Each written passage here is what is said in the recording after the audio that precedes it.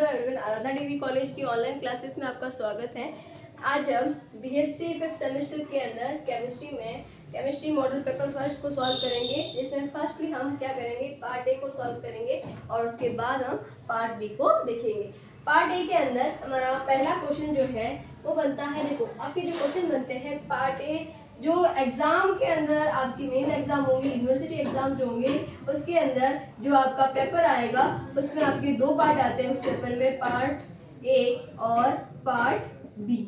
यानी आपका पेपर दो पार्ट में डिवाइडेड होता है, जिसमें पार्ट ए में आपके 10 क्वेश्चन होते हैं और पार्ट बी में आपके 10 क्वेश्चन होते हैं। उस 10 क्वेश्चन में से पार्ट बी के अंदर आपको 5 अटेम्प्ट करने होते हैं, जबकि पार्ट ए में आपको 10 के 10 अटेम्प्ट करने होते हैं। अब यहाँ पर जो 10 क्वेश्चन होते हैं, उन 10 क्वेश्चन के अंदर प्रत्येक यूनिट से 2 क्वेश्चन आते हैं, यानी प्रत्येक यूनिट से 2 क्वेश्चन होंगे, यानी फर्स्ट यूनिट से 2, सेकेंड से, थर्ड से, फिफ्थ से।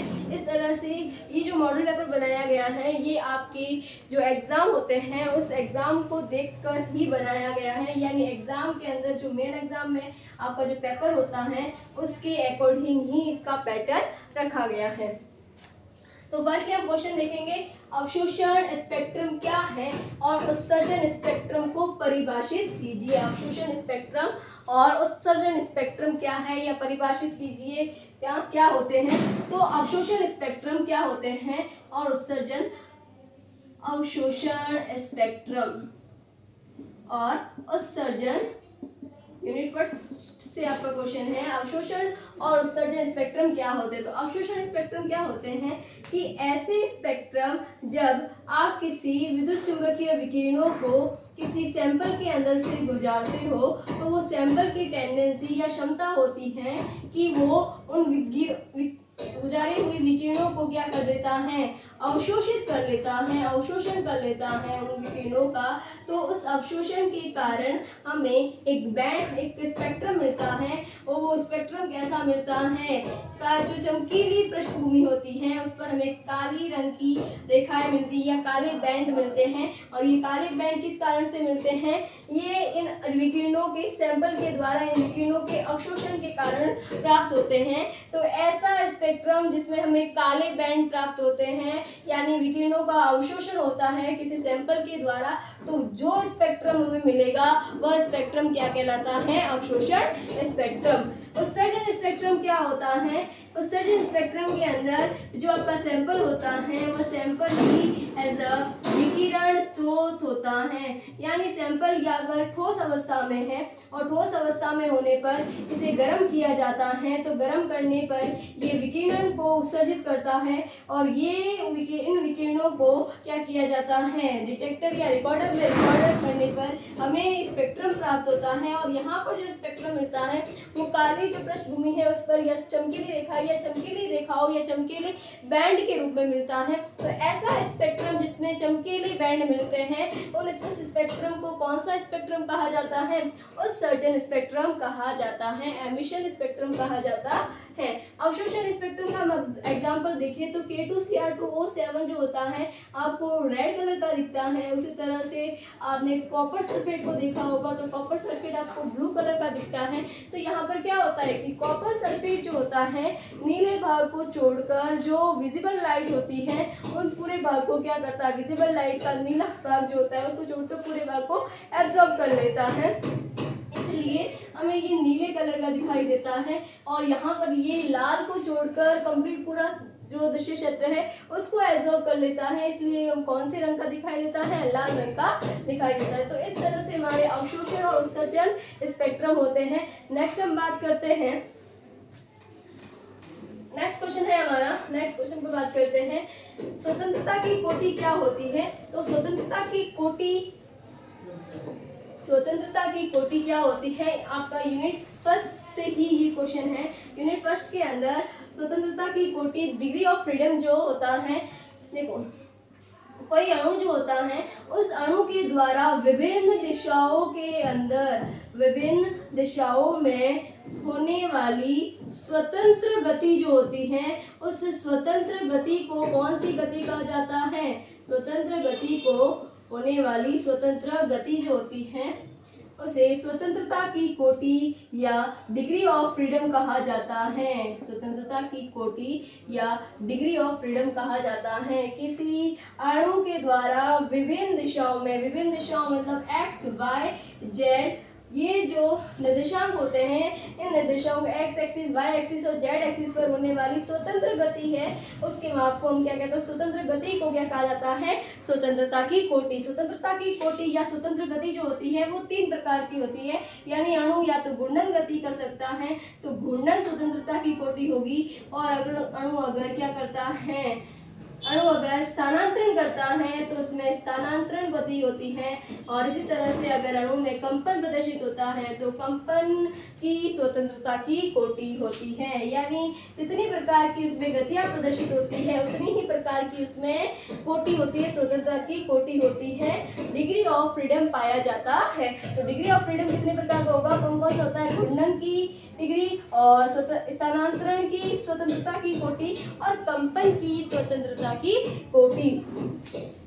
ये जो स्वतंत्रता की कोटि होती है, इस स्वतंत्रता की कोटि को रेखीय व अरेखीय अणु, यानी जो अणुओं की संरचना होती है उसके आधार पर भी अलग अलग प्रकार की होती है, यानी अरेखीय अणु जो होगा उसके लिए और रेखीय अणु जो होता है उसके लिए जो डिग्री ऑफ फ्रीडम निकलता है वो अलग अलग निकलता है।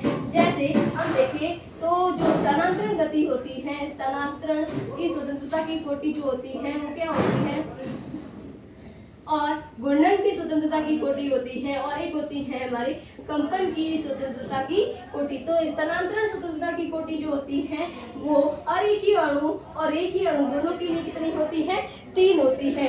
घूर्णन की रोटेशनल की डिग्री ऑफ फ्रीडम जो होता है वो अरेखीय अणु के लिए तो कितना होता है, 3 होता है, जबकि रेखीय अणु के लिए कितना होता है, 2 होता है। और वाइब्रेशनल डिग्री ऑफ फ्रीडम आपको अगर निकालना है तो जो टोटल जो होती है वो कितनी होती है, 3n।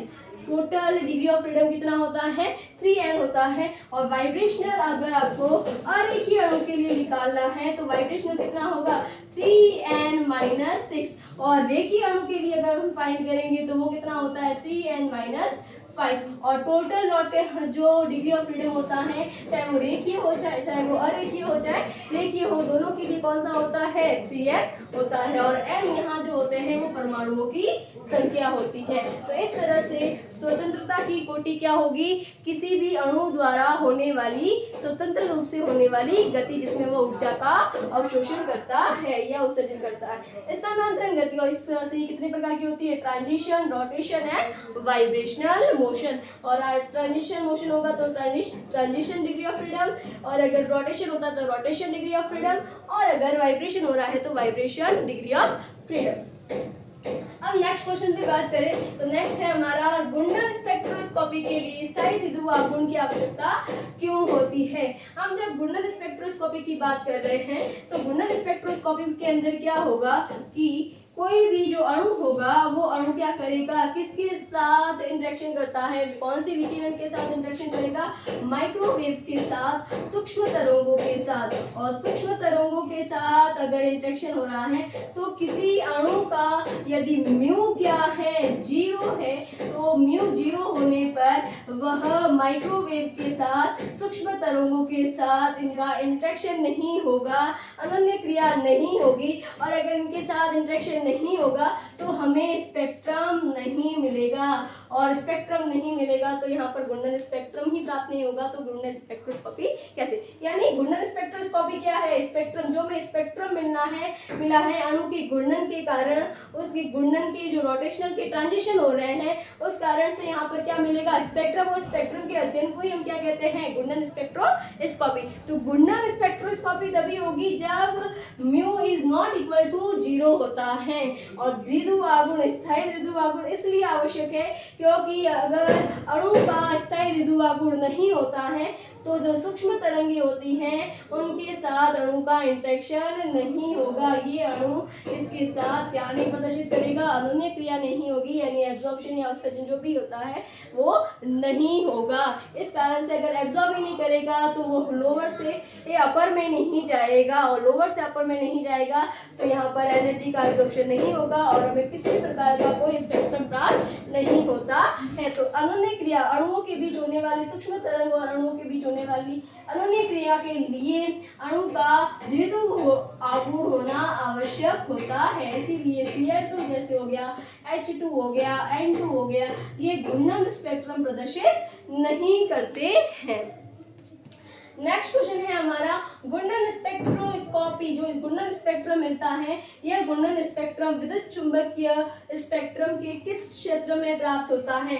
अभी हमने क्वेश्चन पे बात की कि घूर्णन स्पेक्ट्रोस्कोपी के अंतर्गत क्या होता है, सूक्ष्म तरंगों, सूक्ष्म जो तरंगे होती हैं उन सूक्ष्म तरंगों के मध्य और अणु के मध्य क्या होता है, इंटरेक्शन। यानी यहाँ पर जो आप इलेक्ट्रोमैग्नेटिक वेव्स ले रहे हो, उस इलेक्ट्रोमैग्नेटिक वेव्स के अंदर जो दृश्य तरंगे होती है, इलेक्ट्रोमैग्नेटिक वेव्स होती हैं, उसके अंदर जो सूक्ष्म तरंगे होती हैं, उन सूक्ष्म तरंगों के क्षेत्र को अणु क्या करता है, एब्जॉर्ब करता है। यानी किस क्षेत्र में चुंबक, विद्युत चुंबकीय स्पेक्ट्रम जो होता है, इलेक्ट्रोमैग्नेटिक वेव्स का जो स्पेक्ट्रम होता है, उसमें हम यूवी देखते हैं, रेडियो वेव्स होती है, एक्सरे होती है, दृश्य गामा होती है, उसमें से एक होती है माइक्रोवेव्स होती है। तो ये जो माइक्रोवेव्स का जो क्षेत्र होता है, वहाँ क्या करता है, अणु अगर रोटेशन या ट्रांजिशन उसमें हो रहा है तो उस वो अणु क्या करेगा, सूक्ष्म तरंगों के अंदर एब्जॉर्प्शन शो करेगा।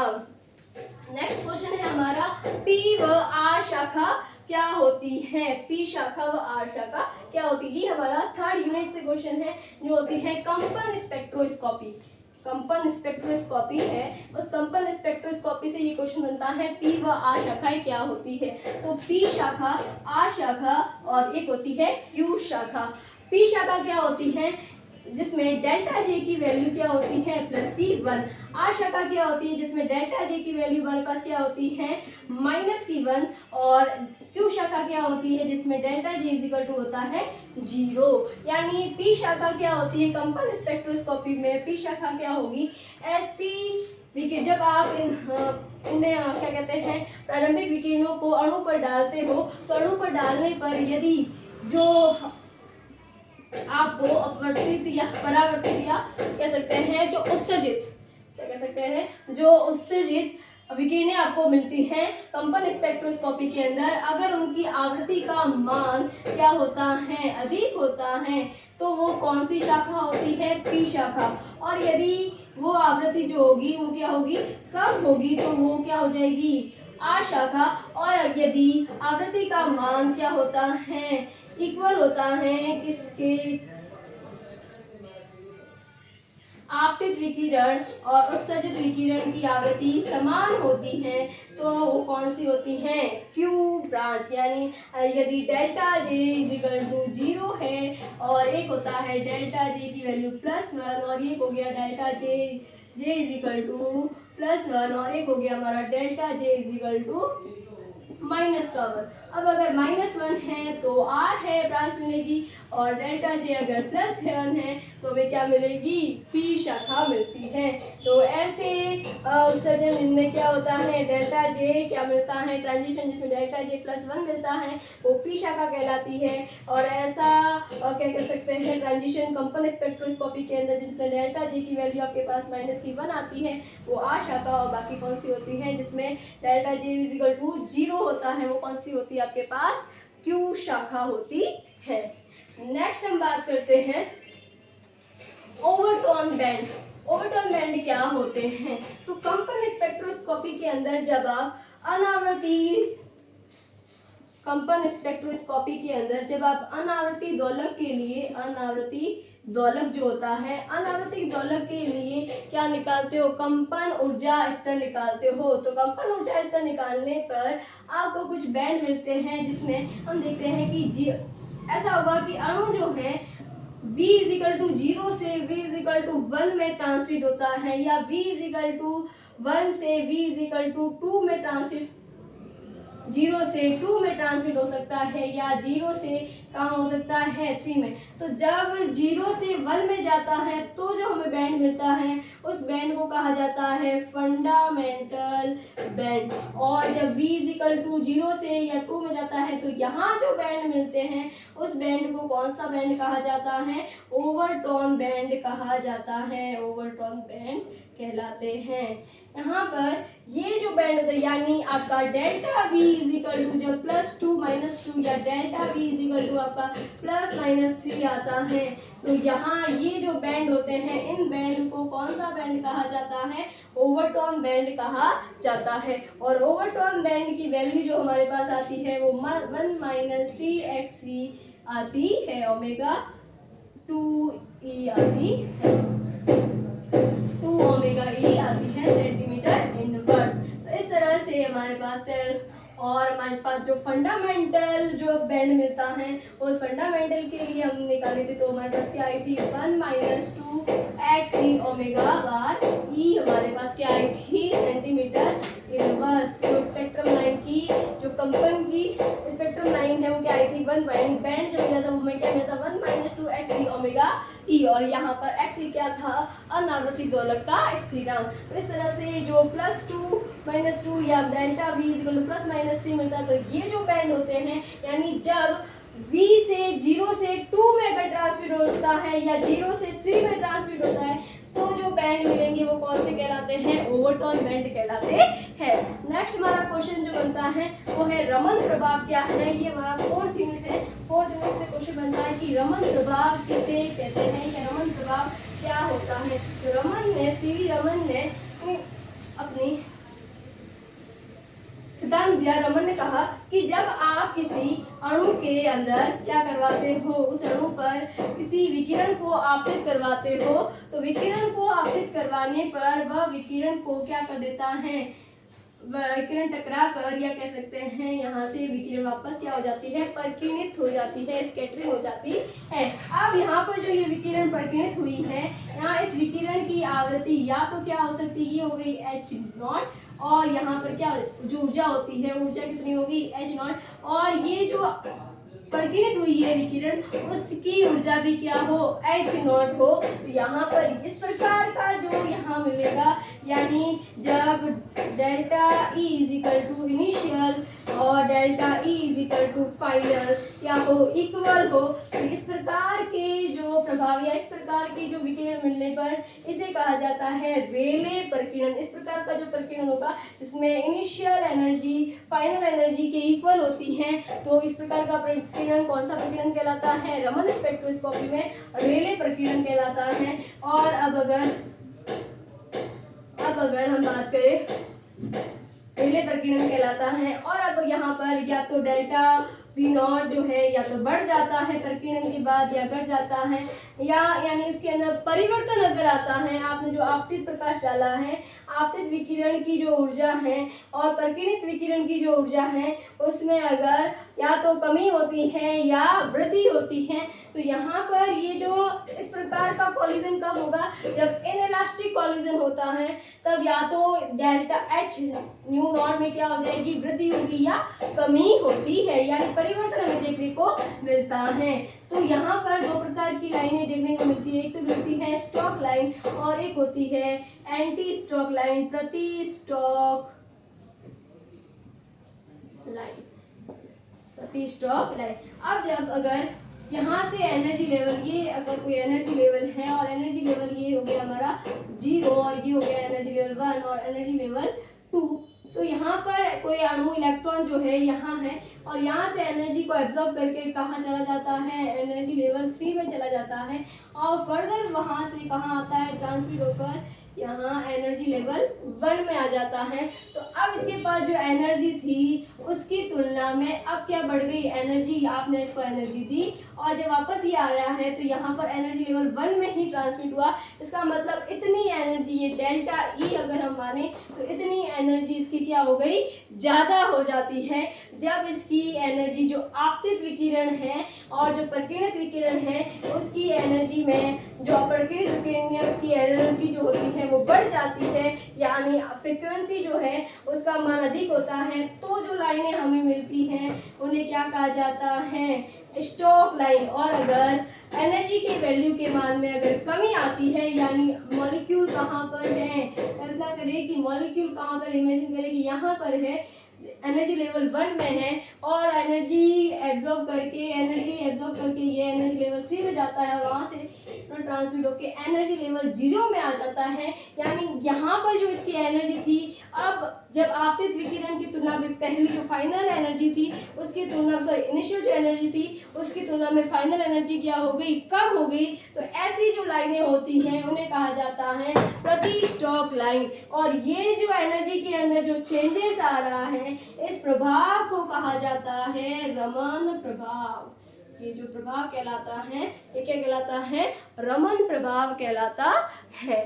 नेक्स्ट हमारा क्वेश्चन बनता है रमन सक्रिय अणु क्या होते हैं। तो रमन सक्रिय अणु किसे कहा जाता है, ऐसे अणु जब इनको विद्युत चुंबकीय या बाह्य विद्युत चुंबकीय क्षेत्र में रखा जाता है, तो बाह्य विद्युत चुंबकीय क्षेत्र में रखने पर यदि अणु की पोलराइजेबिलिटी यानी अणु की जो ध्रुवणता है, उस ध्रुवणता में परिवर्तन होता है, किसके कारण, बाह्य विद्युत क्षेत्र लगाने पर, तो वह अणु कैसा होगा, रमन सक्रिय होता है। अर्थात अगर उसे बाह्य electric field, external electric field में आप रख रहे हो, तो एक्सटर्नल इलेक्ट्रिक फील्ड में रखने पर उसका जो नाभिक होगा, पॉजिटिव होगा, वो उसके जो बाह्य इलेक्ट्रिक फील्ड है, एक्सटर्नल इलेक्ट्रिक फील्ड है, उसके नेगेटिव पार्ट की ओर, और जो उसका न्यूक्लियर इलेक्ट्रॉन होगा वो उसके पॉजिटिव पार्ट की ओर क्या हो जाएगा, विस्थानित हो जाएगा, स्थानांतरित हो जाएगा।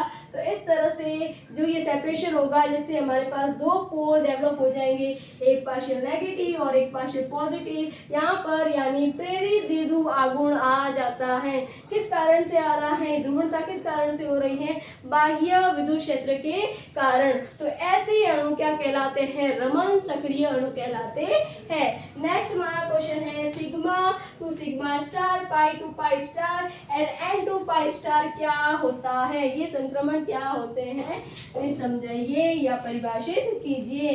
तो जो इलेक्ट्रॉनिक स्पेक्ट्रा होता है, इलेक्ट्रॉनिक स्पेक्ट्रा के अंदर हम जो इलेक्ट्रॉनिक स्पेक्ट्रा में इलेक्ट्रॉन क्या करते हैं, लोअर ट्रांजिशन स्टेट से हायर ट्रांजिशन स्टेट के अंदर ट्रांसमिट होते हैं एनर्जी को एब्जॉर्ब करके। अब यहाँ पर बात आती है कि यहाँ sigma to sigma star transition हो सकता है। हम किसकी बात कर रहे हैं, इलेक्ट्रॉनिक स्पेक्ट्रा के बारे में, या pi to pi star transition हो सकता है, या फिर N to pi star transition हो सकता है। तो यहाँ पर फर्स्टली क्या होगा, इलेक्ट्रॉन यहाँ पर है, सिग्मा में है, और सिग्मा बॉन्ड से कहा जा रहा है सिग्मा स्टार में, यानी बॉन्डिंग मॉलिक्यूलर ऑर्बिटल से एंटी बॉन्डिंग मॉलिक्यूलर ऑर्बिटल, इस तरह से बॉन्डिंग मॉलिक्यूलर ऑर्बिटल से एंटी बॉन्डिंग मॉलिक्यूलर ऑर्बिटल, और ये हो गया एन से पाई की ओर ट्रांसमिट होता है, पाई स्टार में। तो अब यहाँ पर अगर हम देखें तो यहाँ ये जो एनर्जी लेवल गैप है,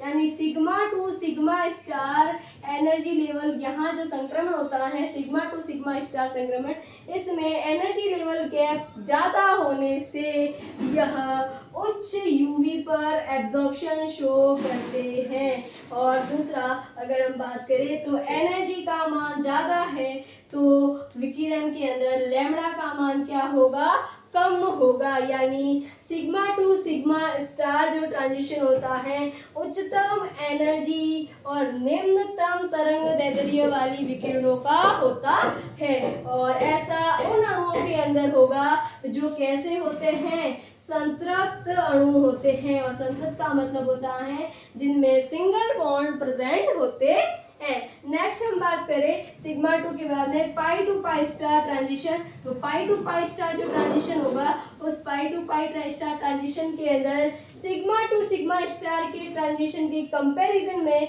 यहाँ कम एनर्जी की आवश्यकता होती है, और एनर्जी अगर कम है तो यहाँ पर ये इसकी तुलना में उच्चतम लैम्बडा की तरंगदैर्ध्य वाली विकिरणों का अवशोषण करता है। और अब यहाँ बात करें तो पाई टू पाई स्टार ट्रांजिशन हो रहा है, तो पाई बॉन्ड अगर नहीं होगा तो वहाँ पर पाई टू पाई स्टार ट्रांजिशन संभव नहीं है। तो पाई टू पाई स्टार ट्रांजिशन होने के लिए बंध के अणु के अंदर कैसा क्या होना चाहिए, पाई बंध उपस्थित होना चाहिए।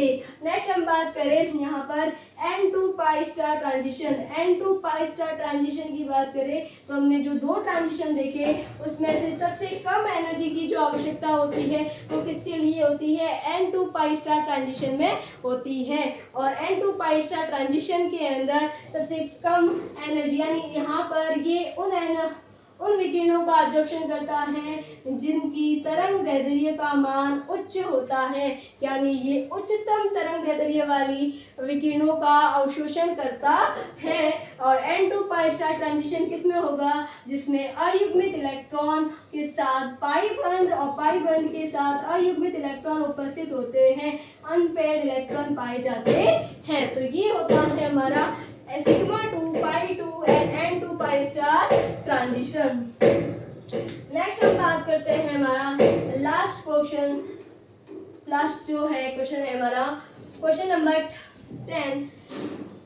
बेंथोक्रोमिक व हेक्सोक्रोमिक शिफ्ट क्या है। बेंथोक्रोमिक व हेक्सोक्रोमिक शिफ्ट क्या है। तो बेंथोक्रोमिक शिफ्ट क्या होता है, ऐसा विस्थापन, इस प्रकार का विस्थापन या इस प्रकार का शिफ्ट जिसके अंतर्गत क्या होता है कि यहाँ से जो लैम्बडा मैक्सिमम जो होता है, लैम्बडा मैक्सिमम का विस्थापन जो होता है वो अधिक तरंग दैर्ध्य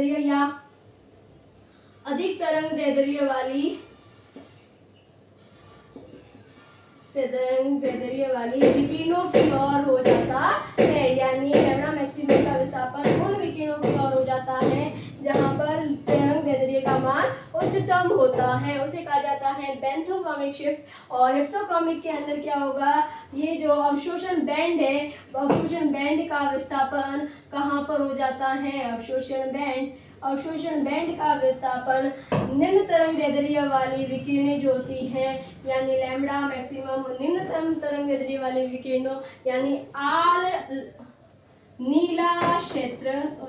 नीला क्षेत्र की ओर और यहाँ पर ये लाल क्षेत्र की ओर विस्थापित हो जाता है। तो इस तरह से हमारा बेंथोक्रोमिक हिप्सोक्रोमिक शिफ्ट भी कंप्लीट हो गया। तो ये थे हमारे 10 क्वेश्चन जो आपके पार्ट ए में बन सकते हैं, यूनिट 1, 2, 3 और 5 तक। ठीक है, अब हम नेक्स्ट क्लास के अंदर देखेंगे पार्ट बी से आपकी यूनिट जो 5 यूनिट है उसमें कौन कौन से क्वेश्चन, किस प्रकार के क्वेश्चन बनते हैं और उसे हम सॉल्व करेंगे। Thank you.